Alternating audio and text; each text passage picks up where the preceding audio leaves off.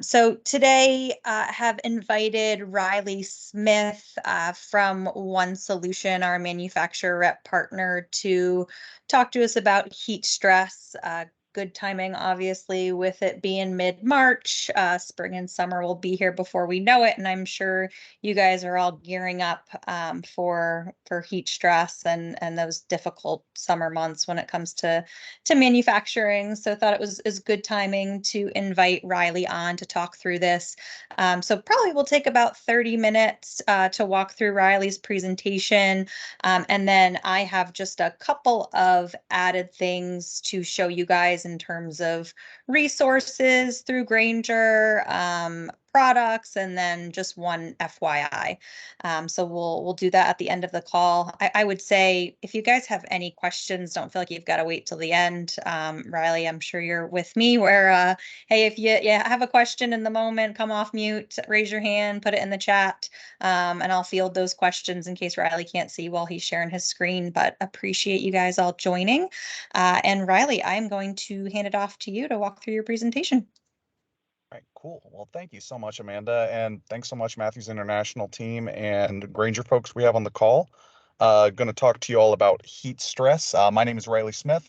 Quick introduction. I work for One Solution. We are the largest manufacturing rep firm in the industrial safety space. I have a slightly lesser attractive twin across the country wherever you are hailing from. So if you need help understanding heat stress, partnering either with your Grainger person or just uncovering what the best plan, we are here to assist you. Can everyone see my screen? Okay. We can. Beautiful. So we'll get kicking off. Again, we'll take about 30 minutes. We're going to talk through a lot of information, team. I'm going to be pretty quick, and I'm going to have Amanda share this presentation with all of you just so that you have access to all this information. So kicking things off, heat stress is obviously very important. It's extra important the last little bit on account of OSHA. So for some of you may be aware, some of you may not be aware. Last year, April the 8th, kind of came as a surprise to everyone. OSHA released what's called special guidance around heat stress, which for short is the National Emphasis Program, or NEP. Basically, is a nationwide enforcement to ensure that every company is doing their due diligence to protect workers from heat. I'm not going to read all these. This will be for your purview, but the big thing is temperatures are going up. This is something that OSHA has kind of realized safety begins with heat stress because oftentimes when workers are experiencing an HRI or a heat-related illness, other bad things tend to happen. In terms of what industries will be affected, there are basically 70 specific NAICS codes industries. Matthews International would fall into that are going to be targeted, if you will. And what that's going to look like is whenever the temperature is above 85 degrees, OSHA area offices are going to look to basically communicate that they're going to be taking a look, and their big goal is to understand, hey, what is your plan around heat stress, right? We have notes there on what you can expect during in an inspection. The big thing is have a plan in place. I live in Richmond. It's a balmy 50 degrees, right? So heat stress isn't as front of mind today, but as Amanda mentioned, it is certainly coming. So make sure to have your documents in order in terms of any sort of recordables, and also make sure to have that plan in place. So we will keep on going. So what we look at from a heat related illness standpoint, or an HRI, right? This is preventable. There's a lot of different ways you can prevent it. So when we talk about, right, that goofy safety triangle of the hierarchy of controls, right? This is oftentimes prevented via an engineering control, fancy word, right, for air condition, fans, shade, shelter. Administrative controls, right, ensuring that we are training all of our employees to know how to recognize those hazards, making sure we are providing adequate time for breaks, making sure we are building it into our system to ensure that our employees are safe. And lastly, right, PPE, which a lot of us may know, some of us may not know, PPE is the last line of defense within the hierarchy of controls. Ideally, we want to engineer out the hazard, administratively control that hazard, and lastly, when we can't really do that, right, that's when PPE is going to come into the mix. So, talking to you today specifically around two manufacturers that Grainger has solutions with, one being Ergodyne, the other being Squincher. Most of this is going to be focused around Ergodyne. Ergodyne provides a lot of the PPE and controls, be it tents, umbrellas, sunscreen, clothing, and various cooling products. So again, we mentioned that things are heating up as a whole. Realistically, the 10 warmest years on record have occurred since 2005. So temperatures are going up here, at least on the East Coast where I live. We don't have to deal with Death Valley temperatures of 130, right? But we do have to deal with some pretty crazy humidity, which we'll talk about because that certainly amplifies it. So temperatures are going up. A lot of our processes are hot, are challenging. So we want to make sure we are adequately preparing our workers for that. We have additional data on some of those global temperature graphs, certainly for your purview. Not going to dive super into that. Realistically, in terms of fatalities due to environmental heat, these numbers seem low, right? But in 2019, with last data we have, there are 43 direct fatalities to environmental heat, right? Where there was no other factor other than, hey, someone succumbed to their heat related illness just flat out due to the heat. Realistically, though, safety oftentimes begins with heat stress because oftentimes some of the symptoms that can occur lead to poor decision making, lead to slips, trips, and falls, lead to lots of other things. So this is something that is very real. It was very high from a direct HRI standpoint in 2011, but you can see we've kind of been trailing a little bit up, specific on the fatality side. Uh, in 2019, also you have 2,410 documented HRIs. This is specific to the workforce as well.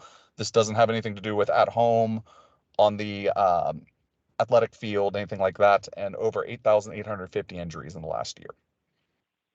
So what is heat stress? So heat stress basically is when the body's temperature rises above 99.7 and keeps going, and then you start having lots of bad things happen. Initially, right, all of us on this call have experienced some of the more mild ones. Some of us may have experienced some of the more severe ones. So beginning kind of with heat rash, this is basically when more often than not, most people don't experience blisters. They experience bumps. Maybe they get red and itchy. And that is a sign that you are starting to have some heat stress in your life.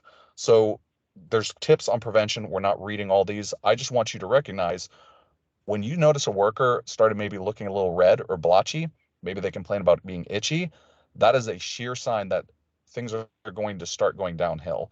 Additionally, after that, you start noticing heat cramps, which oftentimes, primarily in the extremities, legs, and arms, people start cramping a little bit. You see athletes on the field have this a lot, primarily due to lack of hydration.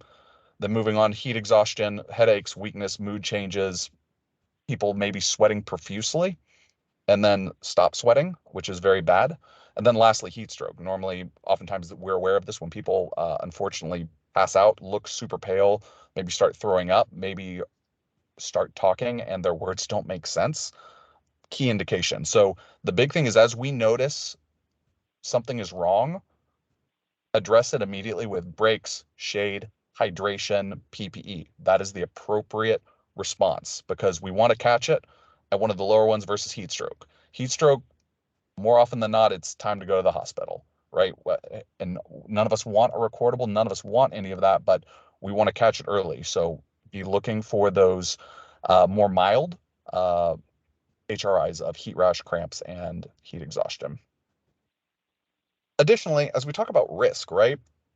This isn't like a blanket statement because everybody's bodies are different. Everybody's body chemistry is different. Everybody's fitness is different. There are a lot of factors that contribute. Something as simple as weight, age, personal fitness, right? All those different things affect it. Additionally, the environment you're in. If you're around a piece of machinery that is putting out ambient heat, you are at risk. If you have to wear a really heavy piece of maybe electrical protective apparel, that will put you at risk. It's not just, hey, it's 95 degrees outside. What other factors? Other big ones that we can't control at the workplace is diet of employees. What are they eating before they're coming to work? What are they drinking? depending on how late the night before. If Miller time is too late the night before, lots of times employees are showing up to work dehydrated, much more at risk. So just be very mindful. It's not as simple as temperature. There's a lot of factors that go into that. Now, in terms of a specific heat stress standard, I get asked this question. My team gets asked this question a lot. OSHA does not have a specific heat stress standard. Cal OSHA does. However, OSHA enforces this both under the National Emphasis Program now, which has been around 11 months, and the General Duty Clause. So just be mindful of that. There's no specific standard to, hey, you have to buy this PPE for employees, but you do need to have a plan and do need to be keeping their best interests at heart. The other thing with HRIs, this is a unique safety challenge. We do a lot at One Solution with safety. Heat stress is 100% preventable. Realistically, there's a couple ways we can go about it. Shelter, shade, AC is great. I would also tack on hydration, right? Making sure there are plenty of break areas for our employees, making sure on those days where we are facing a really high heat index, providing extra breaks, providing opportunities for workers to cool down, particularly those that have maybe other environmental risk factors.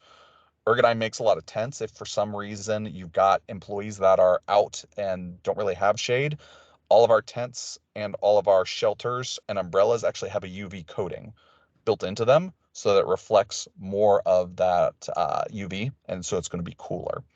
So just be aware that type of thing exists. We do custom ones as well. Not to be gross, but the best way to teach your employees about how to monitor their hydration while in addition to providing shade, cool areas is their urine. The color of your urine is a direct correlation to how hydrated you are. The darker it is, the more dehydrated you are, and the clearer it is, the better hydrated you are. I get asked a lot about overhydration. Realistically, the only person at risk of overhydration is someone who is sitting down at a desk with an IV hooked up to them. Nobody who is in a working environment where they've got to work with their hands, move around, is ever going to be at risk for overhydration. One quick freebie commercial. It does take some time to get these, but if any of you require both for your customers or anybody at the on the Matthews side needs urine charts, be it either like a sticker or magnet or a heat stress poster to put up, we provide those free of charge. It takes a couple weeks due to supply chain to get them to you, but just reach out and we will certainly provide those for you because it's a great resource to make all your employees aware of how hydrated they are. On Hey, the Riley, hydration, just a yeah, just a quick question on the posters. Those do come in Spanish as well, right? I know there's a couple of Matthews facilities that have a high percentage of only Spanish speaking. great question. Yes, they are. I believe the Spanish ones, the new ones, are going to have English and Spanish together. So yes, we can certainly provide them in a Spanish offering as well. Awesome, thanks. Sure, great question. On the hydration solution side, right, making sure we are providing something for employees to drink out of. They can provide, we need to provide them water, but if there is ever a need for a hydration pack, even ones that have breakaway properties so that they're not getting hooked on equipment, all while being antimicrobial, that is additionally another solution that Ergodyne provides. In addition to BPA-free water bottles, stainless steel water bottles, coolers, you name it.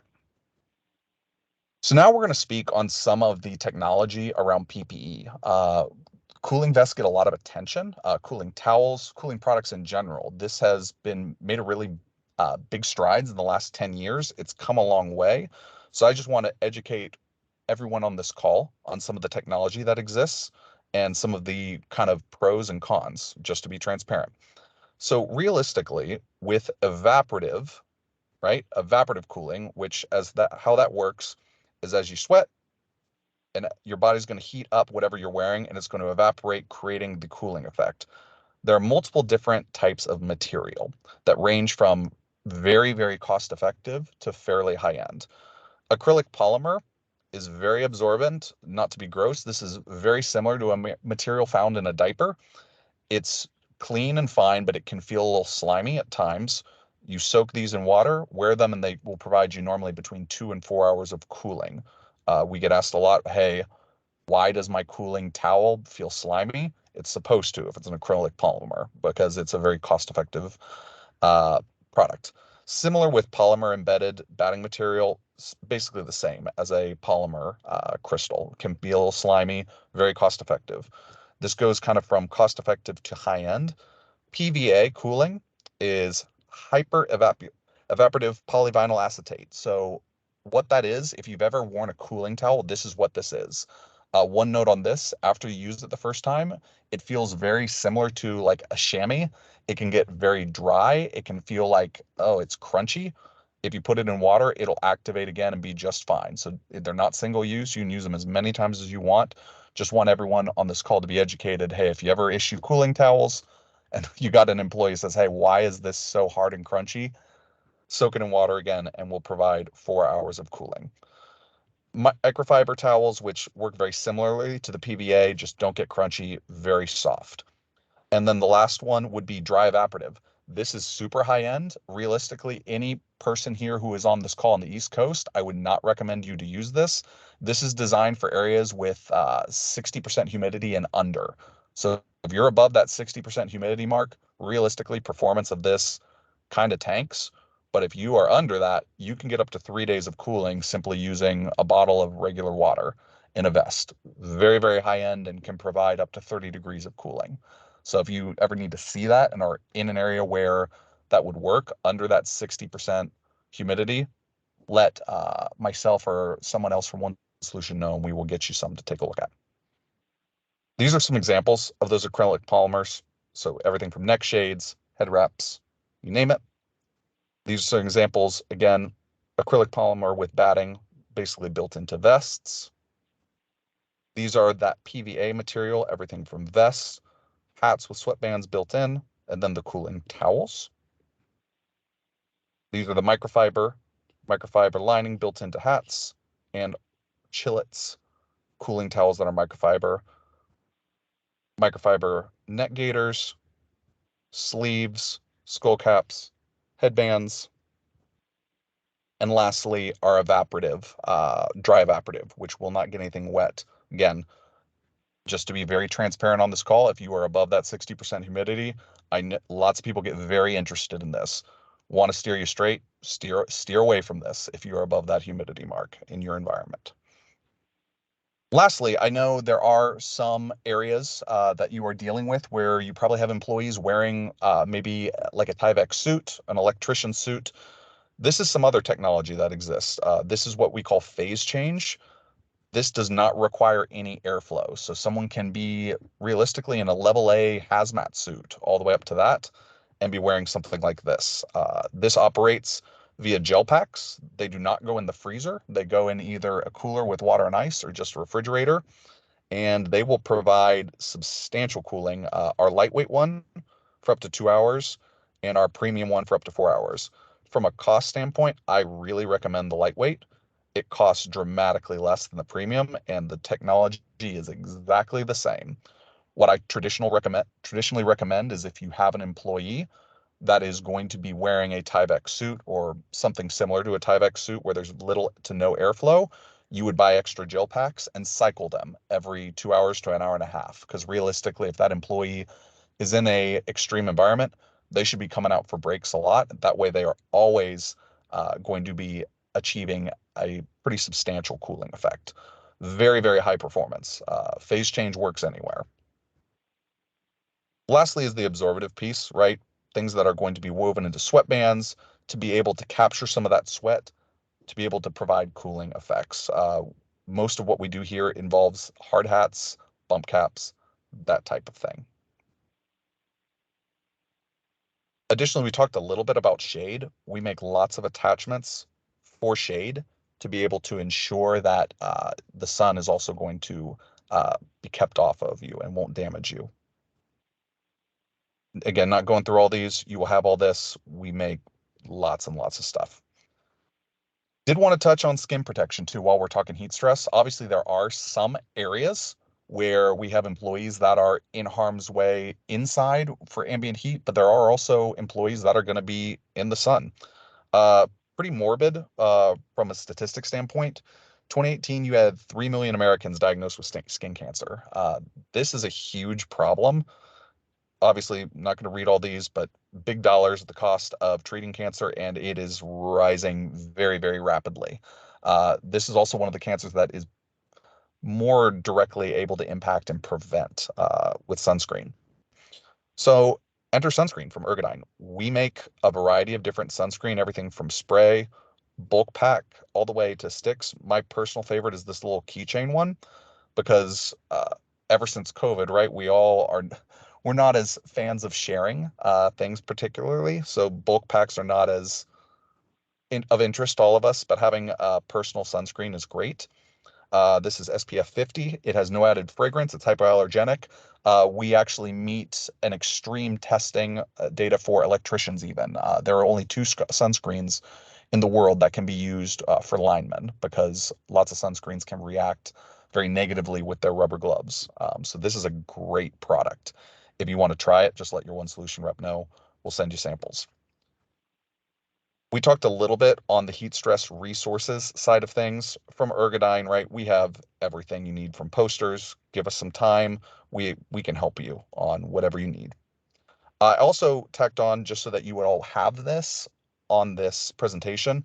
Certainly you can reach out to myself. I'm happy to help anybody from One Solution is, but we have our two product specialists that build out this category for us. So if there's something that you maybe one of your customers needs, or maybe you yourself need, please reach out and let us know. And we're always developing new stuff. So I know I've gone very, very fast and furious on the Ergodyne side, and there's a lot of information. I want to ask if there are any questions before I show you a couple other things. And again, I know I've gone very, very quickly and covered a broad topic. Okay. We'll scroll to a couple other things. Obviously, Grainger is our biggest and baddest distributor. They have all of our things in stock. But we've talked on the Ergodyne side. Now we're going to talk about electrolytes and hydration. Hydration is important. This is something I do a lot of teaching on. I work for Squincher, and everyone at One Solution works for Squincher. Hear me loud and clear when I say proper hydration does not begin with Squincher. It begins with water.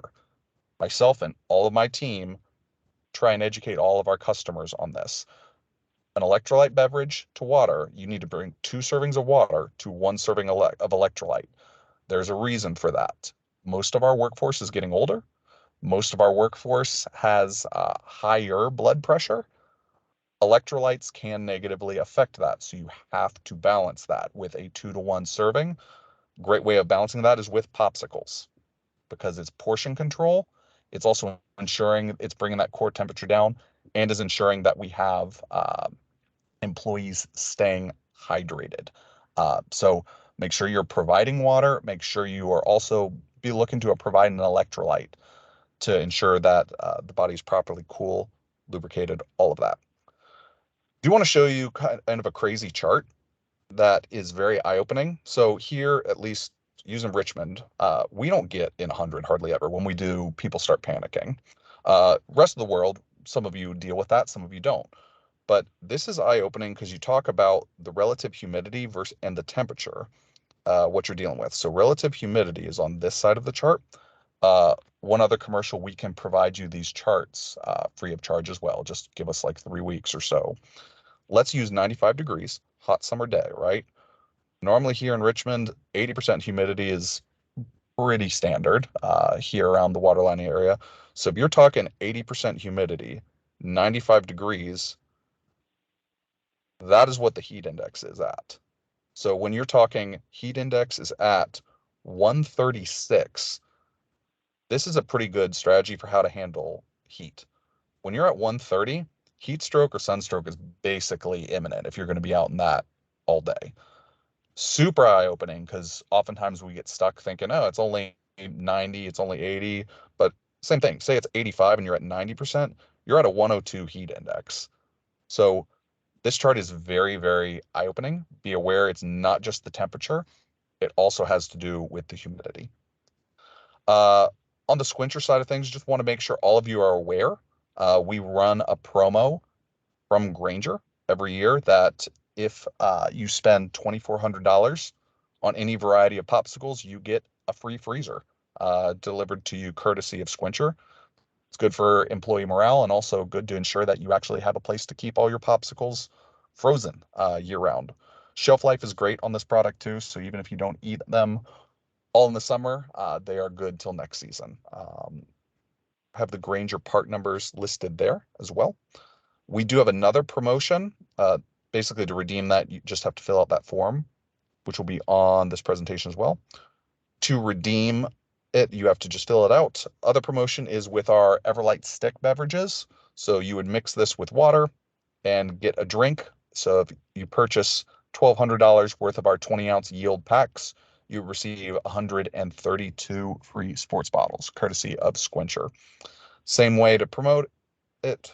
It runs till August, goes live April 1st. So we've got a couple weeks. Just wanted to make sure everyone was aware of this. So again, to recap, the big things to take away, make sure all of your teammates are staying properly hydrated. Make sure each of your sites has a plan in place for heat stress to be in compliance with the NAP. And if you need support, help, there's a lot of solutions available on behalf of Grainger via Ergodyne and Squincher to help you out. Any questions before I kick it back over to Amanda? And again, thank you for bearing with me. I know we covered a lot of information. Hey, Riley, thank you so much. My name is Scott Ray. I'm out here in California. And then I had a quick Hey. question about, I had a client or a customer, not this particular site, but on your Squincher product asked for something that has like no dyes and no reds. And I don't know much about all of that, but so I just wanted to ask, does Squincher have a product line that that accommodates all of that? Yeah, so that's a great question. So we do and we don't. So popsicles Okay. have they have limited dye, and a lot of our products do have dye. However, anything that you see that says Everlight, so this product at the bottom has Right. 0 dye in it. So this product is actually clear. Other interesting commercial on it. It was actually developed for Disney because there was an issue where one of the people dressed up as a mascot spilled an electrolyte beverage on the costume that they were wearing, and it stained it and became an issue. Mm. So that's one of the reasons this was developed. So yes, this is completely dye free. So anyone with a dye allergy or who just doesn't want unnatural dye in their body can consume Yeah, Everlight. got it. Great question, man. Okay, got it. Thank you so much. Yeah. Appreciate it. What else? Hey, Riley, this is Lynn Clayton in Arkansas. What's up, Lynn? Hey, actually, I'm actually with my One Solution rep right now. He's in the vehicle behind me. We've been to Matthews today. Scott Puttyfat, he told me to tell you that I should be judging your call and comparing it to him. But anyway, you know how he is. But I know how he is, man. I wanted, yeah. He's not with me, so I can't ask this question. He's not in the vehicle with me. On the Squincher product, I've had customers recently asked me about this, and Matthews may ask me this when I get back with Jake Jones, the safety manager. Is do you guys have a higher uh, output electrolyte product that's in the Squincher line? Like I've ran into some competitors that have a lot more potassium and a lot more of this. I don't know that that's healthy for the customer, but I'm having some questions about that. And if you don't have that, then what should we be talking about customers either using that high powered product or not? Yeah. So, Lynn, this is a great question, man. I applaud both these two questions. These are fantastic. So, there are certainly products out there that are extremely high powered.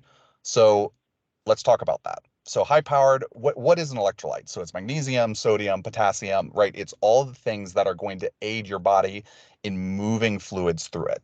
So, sodium, let's tackle that one first. There's a product on the market right now that has 500 milligrams of sodium. Okay. Sodium is an electrolyte. If you are a professional athlete, you need to be having something with a lot of salt.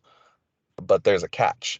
So next time you go to your doctor, you say, hey, how much salt should I have in a day? They're going to tell you 2,100 milligrams a day. So if you have one 16.9 ounce serving of that competitor, you've just put a quarter of all the salt you need in your body. And here in America, all of us eat too much salt. Our customers, particularly, we all have very salt heavy diets. What the thing you're trying to avoid with increased sodium intake is heart problems, the high blood pressure. That is why Squincher, actually, our formula, we have half the salt of like a Gatorade, because in all of our research we have done, every single one of our customers is consuming too much salt. So they do not need that. And they're also not performing at a, hey, I'm Michael Phelps and burning 10,000 calories a day. You might burn a lot, but you're still not burning to where you need that much salt. So the challenge is if you provide somebody with a beverage that has that much salt, that can do damage to their blood pressure, can do damage to their heart. It's not good. Potassium is another one you mentioned. So, right, we've all thought, hey, potassium is a really good thing, which it is, right? Hey, if you're cramping up, eat a banana, right? When I was a kid on the sports field, that's what you do. You should continue doing that. The problem, and Squincher about 15 years ago, we adjusted our formulation because we used to have more potassium. There were some studies done about 6 to 7 years ago. Too much potassium is also bad for your heart, right? So there are extreme supplement products out there that are great. To name a few, there's a product called Liquid IV, and there's a competitor called Drip Drop, which are designed primarily if you are horrifically hungover or are just in a serious bad way to get an ungodly amount of salt and potassium in you. The problem is if you are consuming that on a weekly or daily basis, you're going to do damage to your body, realistically, the average Joe at least. So Squincher does not make a higher powered product because we want to make a product that everyone can use. Additionally, we didn't touch on this. Sugar is a huge concern. There's lots of products with tons of sugar, which if you're an athlete, you're running marathons, it's great for you. If you're boiler room Bob, that maybe is a little rounder around the middle, maybe isn't as active as you should be, you don't need that. And also from a safety standpoint, I can't ask my employees, hey, are you a diabetic? I can provide everybody with a sugar-free product, right? And it's not going to unduly affect anybody. So great question. We do not have a higher octane product, if you will, but there's a good reason for that. If you ever need help educating your customers about that, saying, hey, if you want to try it, I get it, but are you aware of how much salt particularly you're putting in your body, how much potassium, and how much sugar? Those are the three big ones that can do some damage. So I hope that answers your question, Lynn. No, it was, you answered it perfectly.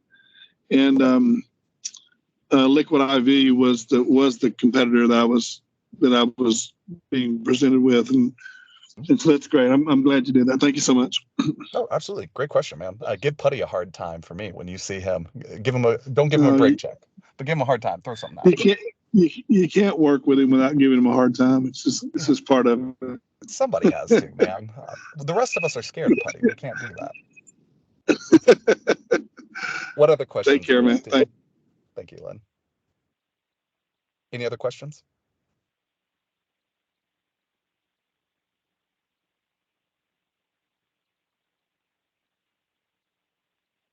All right. Well, thank you all for your attention. I truly just want to be a resource on behalf of Squincher and Ergodyne, and for those from Matthews on the call, for Grainger as well. So if there's anything we can help with, please let me or one of my counterparts know. Amanda, I will kick it back over to you. Awesome. Thanks, Riley. Appreciate the information. I am just going to add a couple of things here just as an FYI in case you guys did not know. So wanted to bring your attention to an app, some things on Grainger.com, as well as a product line expansion that Grainger has. So on the screen here is actually the OSHA NIOSH heat safety tool. So this is an app. If you pull up the App Store, either the Google Play or Apple App Store, and just type that in, it will be the first thing that pops up. And Riley kind of alluded to this with the heat index, right? You want to look at humidity as well as temperature. This does a really great job of doing that, showing, based on your area, what is it right now? What is it going to be over the course of the next few hours? And then there are also great things for those, heat-related injuries. What are the symptoms to look out for? And then there's also some protocols for each of those heat-related events right in the app. So you've got, kind of go-to first aid. It doesn't help to have a second plan in place. I know we can plan, as best we can, but sometimes in a high stress environment, things are forgotten. So just a great tool to have in your pocket.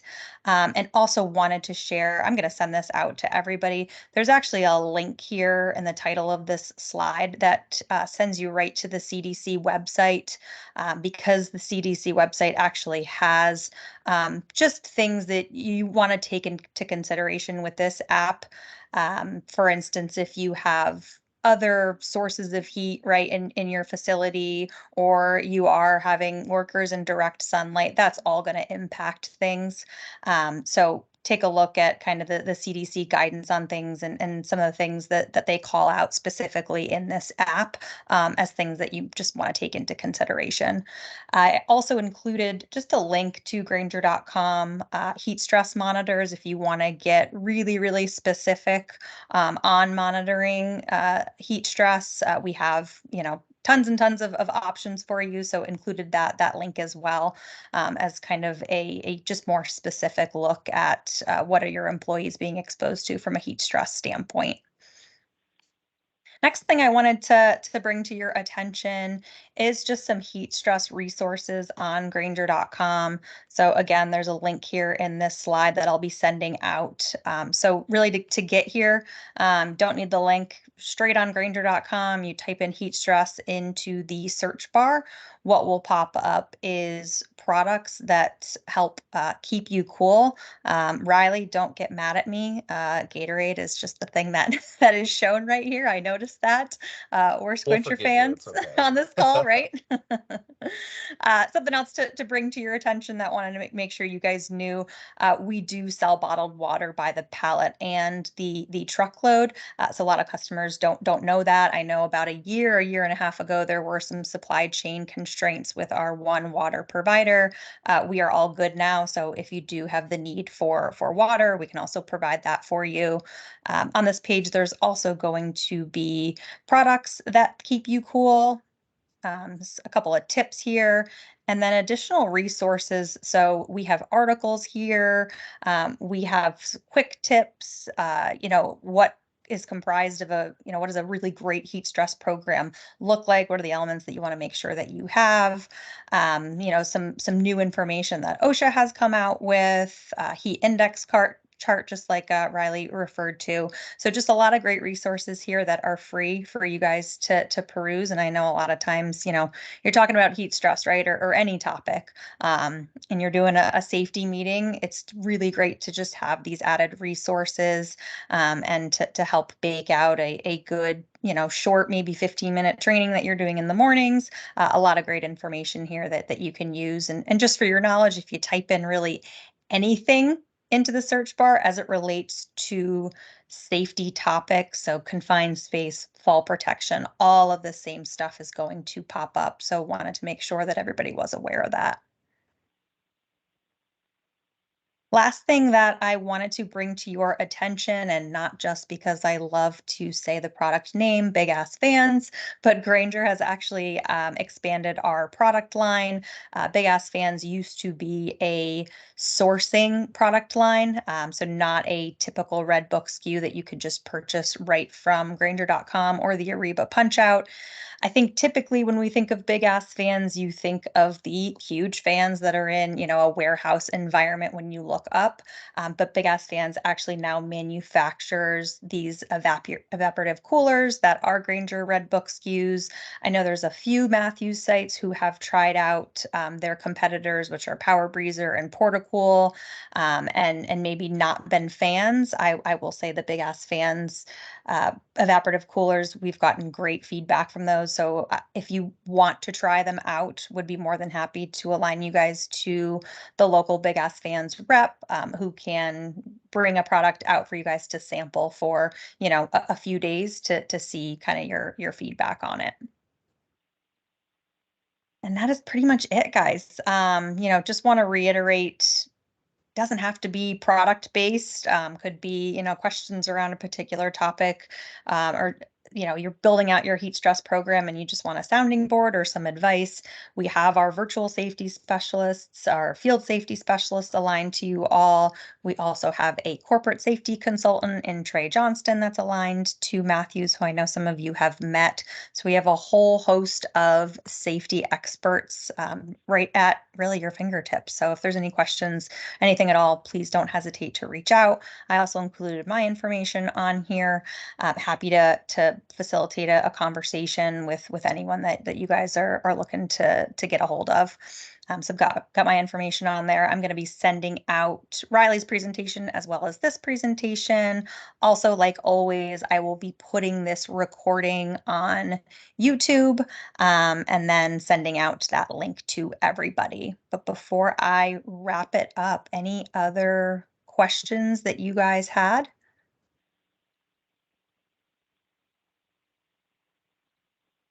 Awesome. Hey, one other thing I wanted to ask you guys, and this is for the Matthews safety folks. If in the coming months you guys have a particular topic that's going to be a focus, or maybe it's just a major pain point right now, please feel free to reach out and say, hey, Amanda would love, you know, the next call or within the next couple of calls, if you could include a topic about XYZ, I would be happy to, you know, take that into consideration. I'm always looking for recommendations.